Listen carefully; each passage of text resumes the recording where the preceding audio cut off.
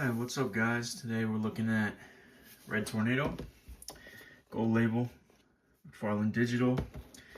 Picked this guy up as part of the 3-pack with Batman and Blackfire on Amazon. You probably, if you watched my last haul video, I got these guys, I unboxed these guys, and I did check, and that 3-pack is unfortunately no longer available, so sorry if you missed out on that, but that was a great deal for all three of these figures. But yeah, let's get this guy opened up. I'm definitely putting this guy on my sort of classic Justice League shelf I've got going on. I think he's going to look great with everybody else, really provide that. I just love the colors on him, they really pop here. So I'm very excited to get him on the shelf. Do this.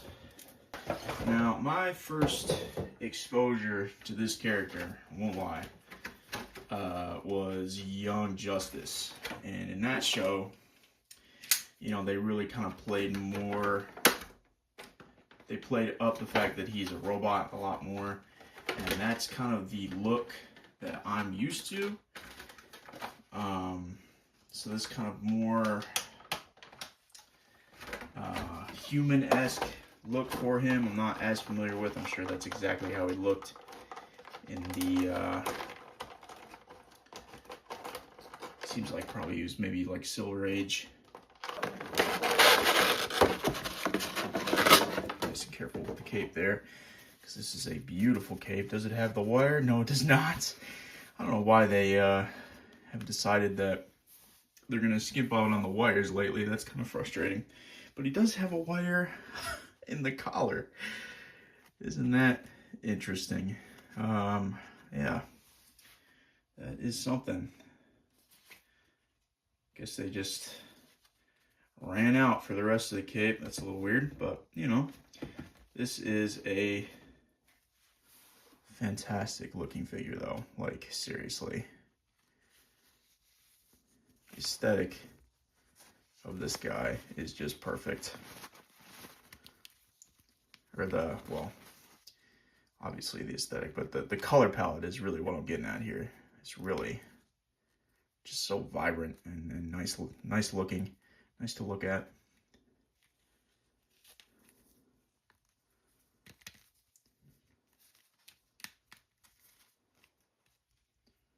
So he's got those hands, and then he's got, see if I can get him to stand by himself. Probably not.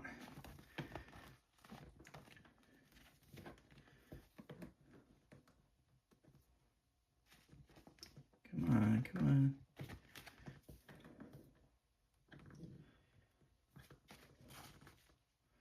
It's the thing about McFarlane's, man. You cannot get them to stand by themselves. You have to use their little hockey pucks that they give you.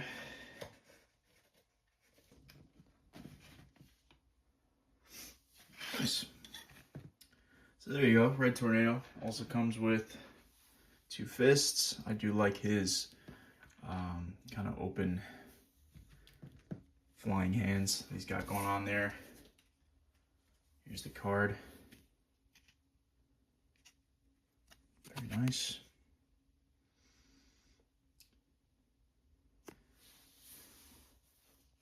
It says on the card he took on a human identity. Very interesting. So like I said, my first exposure to this character was through Young Justice, and he's kind of like one of the mentor figures for that team. And you know, they definitely kind of play on the fact that he's definitely a robot, and he can be reprogrammed. And you know, I think there's like an arc, a couple episodes where they think he might have been reprogrammed and be betraying him and everything. So that's kind of like my impression of the character. It was my impression of the character. But the cool thing about these figures, right, is that, you know, seeing this makes me want to go read the comics that he's from and kind of dive deeper into his story, because even just looking at the card, you know, get little bits of the story there, and it's interesting to learn about. But yeah, you also get digital. Apparently these are, you get like points for these or something, and you can get like discounts. I don't know. But this guy is awesome. If you can find him for a good price, McFarlane, man, these like $30-$35 price tags, bro. No, I'm not. You're pricing me out, bro. Like I'll buy these at 20, 25. They're just not. I don't know. They're not worth. You really gotta make them. Like if I were to spend $35 on this, I'd want like. I mean, I don't know what the retail for this guy is. I don't know what the retail for the digital ones are. I feel like it's gone up. I think it's probably, I don't know, I probably should have done more research before I started running my mouth. But for the prices that these are going for nowadays, or that I'm seeing a lot of these go for, I would want an extra head. Maybe give us that more like Android look, like I was mentioning. If we want to, make that look, give us a damn wire in the cape. It is a very nice cape, though. I do like the fact that they put it in the collar, but, still, it'd be nice to have just those little, give us a friggin', some sort of tornado effect to stand him up in, or have him,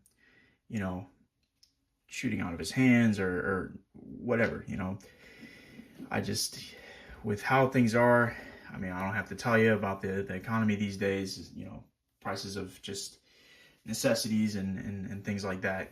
This is becoming harder and harder to justify. It's definitely, I've been collecting for about 2 years. And